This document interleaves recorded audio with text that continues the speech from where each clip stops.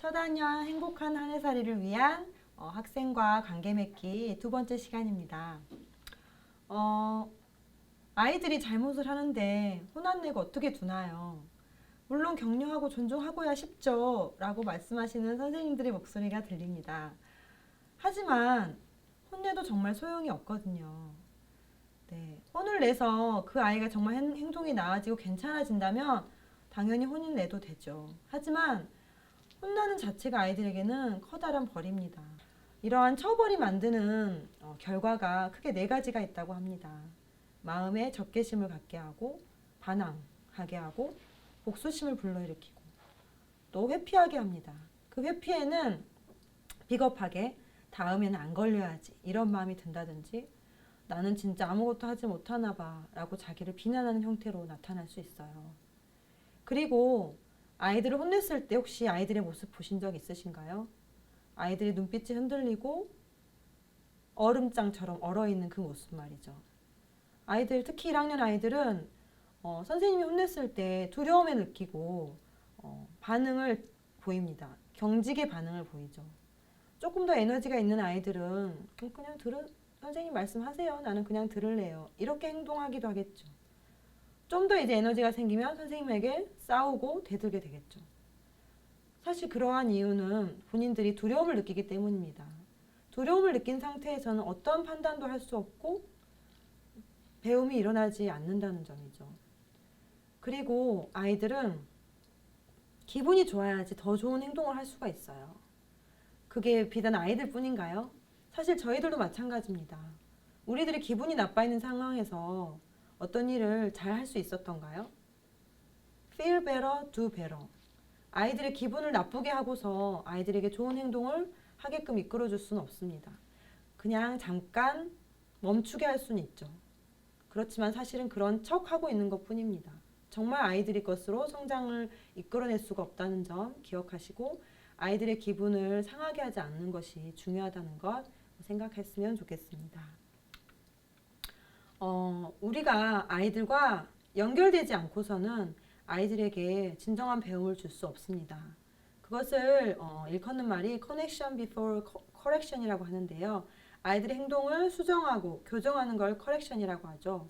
그렇게 우리가 고치고 싶어요. 하지만 내가 아이들과 연결되어 있지 않으면 내가 아무리 가르치고 말하고 원하는 것들을 이끌어내려고 해도 변화를 이끌어낼 수가 없습니다. 왜냐하면 나와 아이가 연결되지 않고서는 내 말이 아이에게 통하지 않기 때문이죠.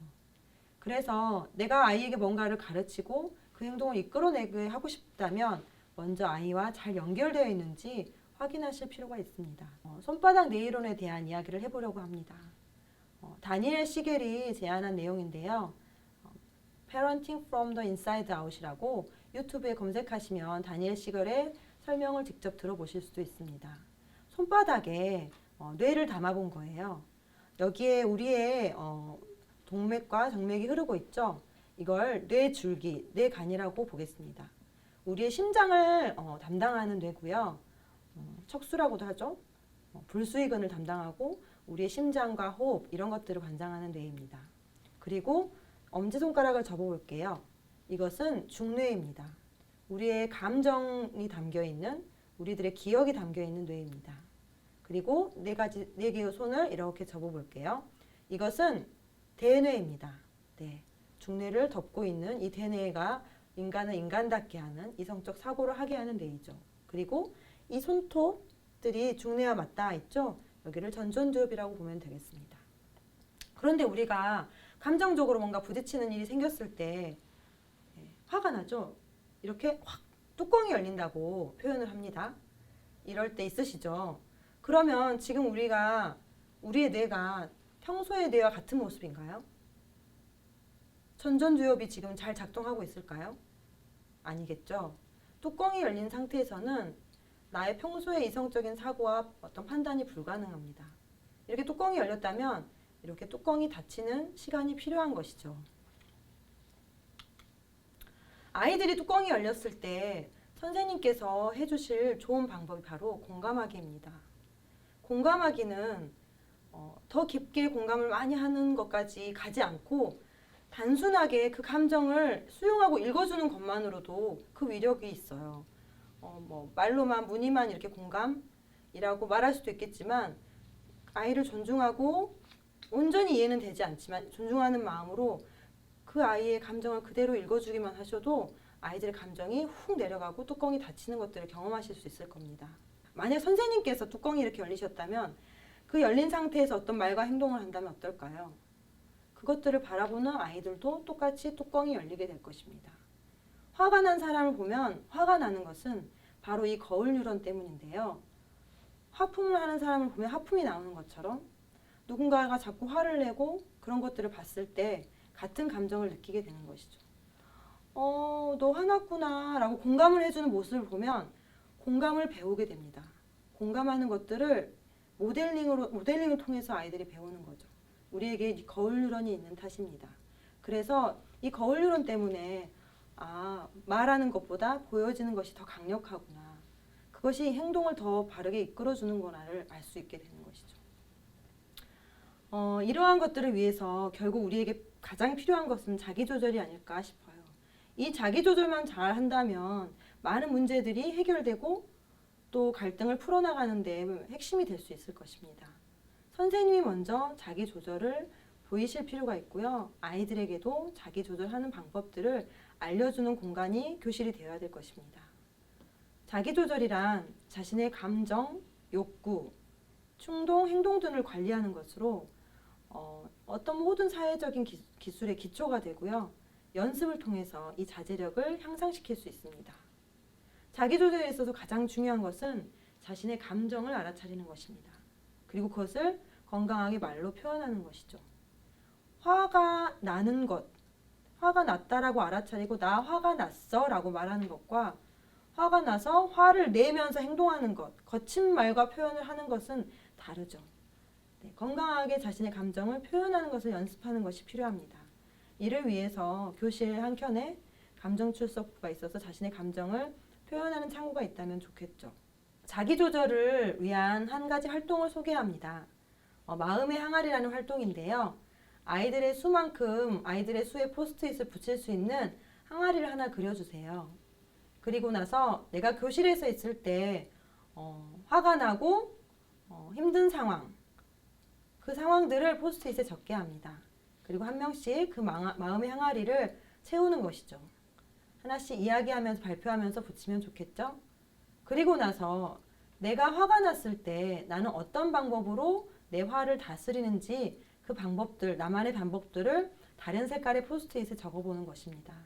그리고 서로 돌아가면서 발표하면서 원래 붙였던 그 항아리 위에 붙이는 것이죠. 자기 조절하는 많은 방법들을 아이들과 함께 공유함으로써 그리고 우리 마음에 넘치는 이런 화가 이러한 방법들로 채워질 수 있구나, 우리의 마음이 회복될 수 있구나를 시각적으로 경험할 수 있는 재미있는 활동입니다. 긍정적인 타임아웃이라는 개념을 소개해보고 싶습니다. Positive Discipline in the Classroom이라는 PDC에서 제안한 것인데요.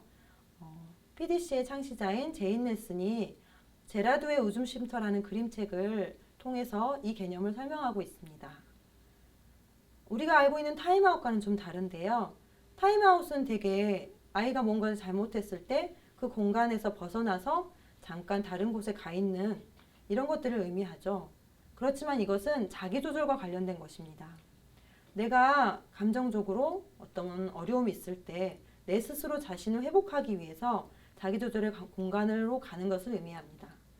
어떤 자기 자신이 뚜껑이 열려있는 이런 상황을 해결하기 위해서는 시간과 공간이 필요하고 그것들을 확보해 주는 것이죠.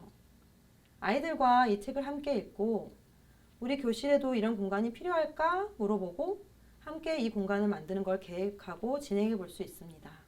인디언 텐트 같은 걸 사서 활용하시는 선생님들도 있었고 오른쪽에 한 공간을 이렇게 만들어서 아이들이 가져오는 물건들로 채우고 이것들을 어떻게 사용할지 이 공간의 이름은 어떻게 지을지 함께 정해서 운영하는 방법 여러 가지들이 있습니다.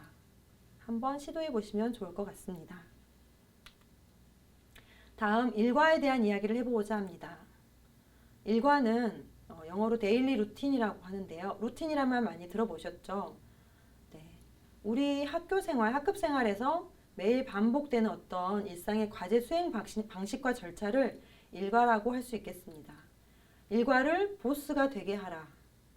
이 일과를 통해서 아이들의 삶이 짜여지고 이루어질 수 있도록 뭔가 해야 될 일이 예상되고 그렇기 때문에 안정감이 되고 아이들의 교실 속 삶에 리듬을 부여해주는 것이라고 볼 수 있는데요. 예전에 학급 규칙이라고 생각할 수도 있겠지만 규칙과는 사뭇 다릅니다.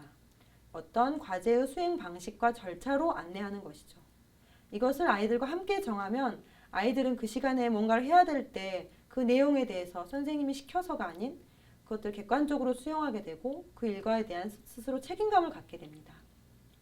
시간의 흐름에 따라 또는 공간의 필요에 따라 이 일과를 정할 수 있는데요. 수업 시간의 일과, 수업 전 시간의 일과, 아침 시간의 일과, 쉬는 시간, 점심 시간의 일과 이렇게 정할 수 있고 공간에 따라 책꽂이 앞에서의 어떤 해야 될 방식, 급식실에서, 도서관에서 이렇게 공간의 필요에 따라 또는 어떤 상황에 대한 필요에 따라 만들 수도 있는데요. 선생님이 안 계실 때 교실에 전화벨이 울린다. 그랬을 때 어떤 일과로 처리하면 좋을지 짧고 단순하게 아이들과 함께 작성을 해보는 것입니다. 그리고 실제로 역할극을 해서 연습도 해보고 이것들을 그림이나 짧은 단어로 정리해서 벽에 게시해 놓으면 아이들에게 도움이 되겠죠. 예시 사진입니다. 일과 하나당 종이 하나로 이렇게 정리할 수도 있고요. 시간대별로 저희 1학년들과 제가 작성한 것인데 글씨를 익숙하게 할 수 있는 2학기 때 작성한 것입니다. 1학기 때는 그냥 그림으로 표현해도 괜찮겠죠. 일과나 약속을 지키게 하는 방식에 대한 이야기를 해볼 텐데요. 대부분 일과를 정해놓고 그것대로 돌아가지 않을 때 많은 사람들이 비난을 합니다. 선생님과 친구들 모두요. 너 왜 이거 안 해? 이 시간에 이렇게 하기로 했잖아. 라고 말이죠. 하지만 이것은 아까 앞서 말씀드린 것처럼 기분만 나빠질 뿐입니다.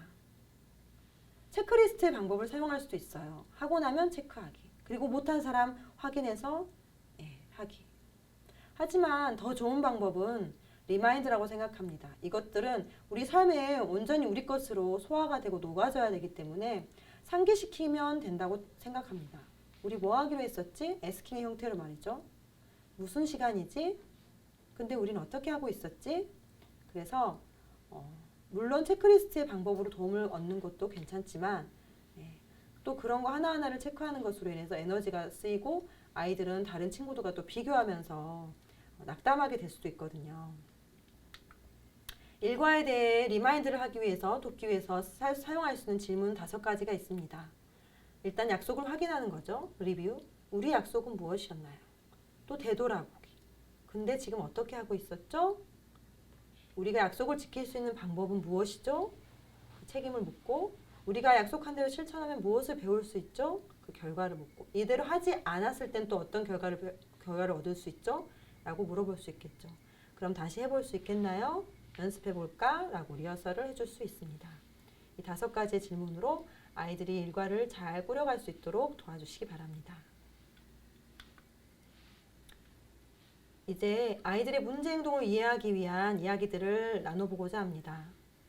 먼저 행동 빙산 이론을 설명드리겠습니다. 우리 아이들이 보이는 행동 이면에 보이지 않는 커다란 것들이 존재한다는 거 알고 계신가요? 행동은 보여지는 빙산의 일각일 뿐 보이지 않는 큰 신념이 자리 잡고 있다는 것인데요. 사실 아이들은 항상 소속감과 존재감을 느끼고 싶어 합니다. 함께하는 친구들에게서 연결되고 내가 이 교실 가운데 소속돼 있다고 느끼고 싶고 나라는 존재가 괜찮은 존재로서 이곳에서 인정받고 존중받고 그리고 기여하고 있다는 느낌을 받고 싶은 것이죠.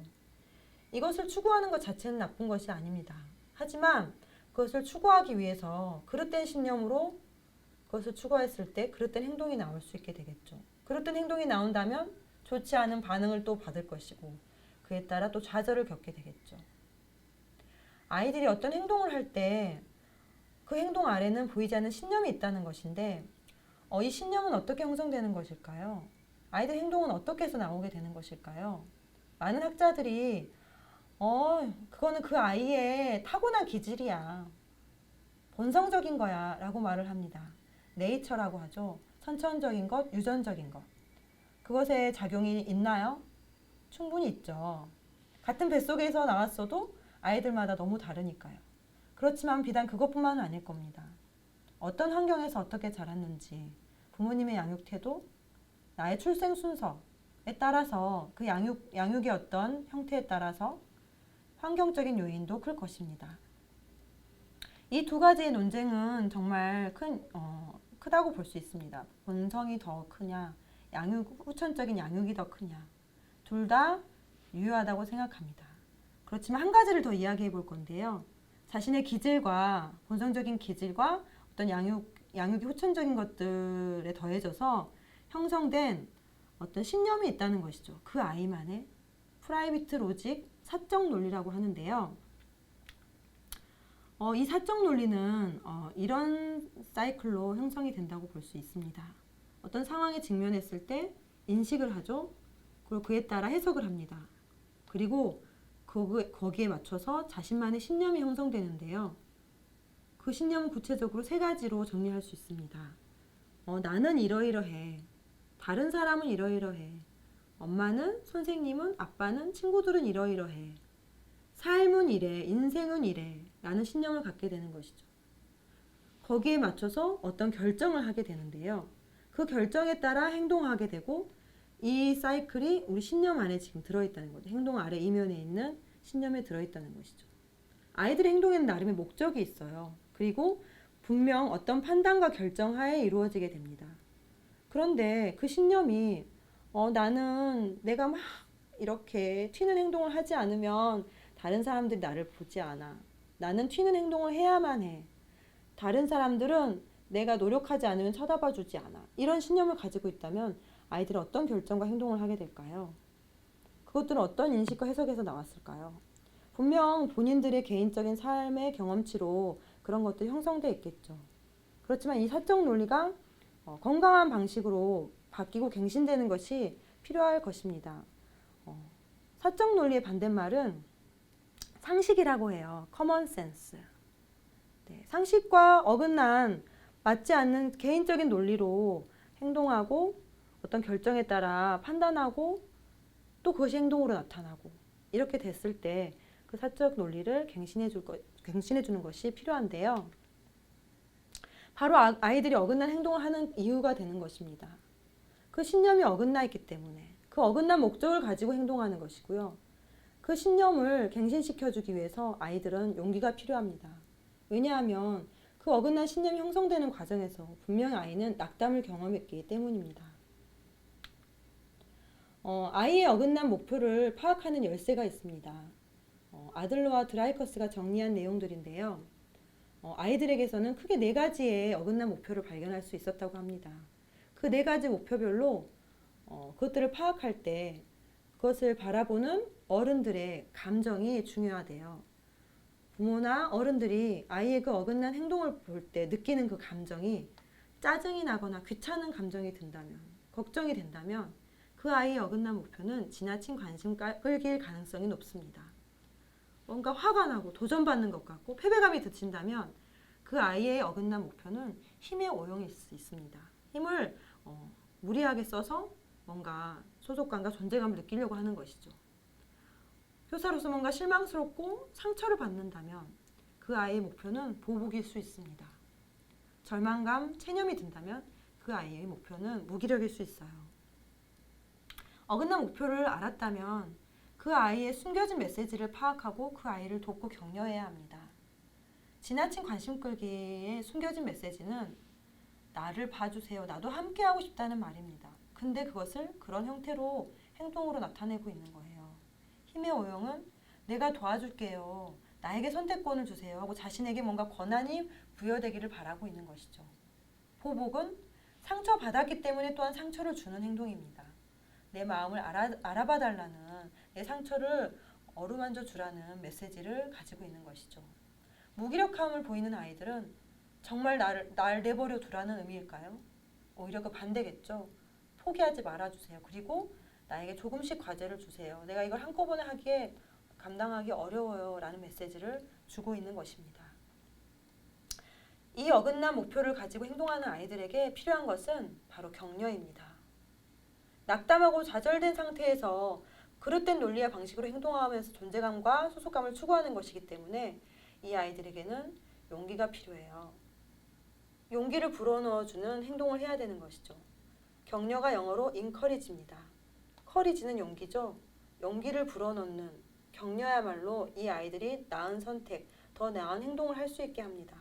그리고 선생님의 격려를 통해서 긍정적인 경험을 했을 때, 그 주변 친구들이 비난하지 않고 뭔가 도와주고 지지해줬을 때 아이들은 자신의 낙담에서 벗어나서 더 나은 행동을 선택할 힘을 얻게 됩니다.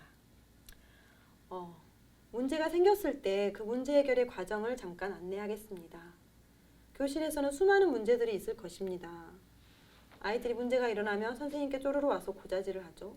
1학년 아이들의 정말 많이 볼 수 있는 모습들인데요. 사실 그런 문제 상황에서도 우리는 어떤 배움의 기회로 삼고 아이들을 이끌어주면 됩니다. 문제에서 물러나는 것이 문제 해결의 첫 번째인데요. 사실 자기 조절을 의미하는 것이겠죠. 자기 조절을 하지 않고 문제를 섣불리 해결하려는 것이 오히려 문제를 더 키우는 상황을 만들 수도 있습니다.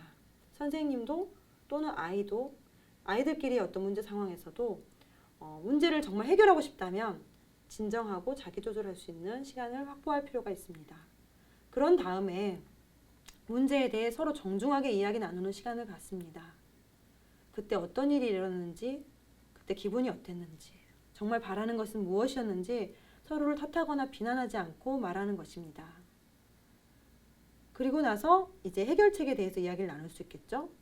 관계를 회복하는 방법은 무엇일지, 그리고 문제를 어떻게 해결하면 좋을지, 더 좋은 방법이 있다면 무엇일지를 함께 찾아보는 것입니다. 서로가 서로에게 제안을 해줘도 좋고요. 요청을 해줘도 좋고요. 그래서 합의한 것들을 함께 나누면 좋습니다. 사실 이 방법들을 아이들에게 알려주고 아이들이 스스로 문제 해결을 해보게 할 수도 있습니다.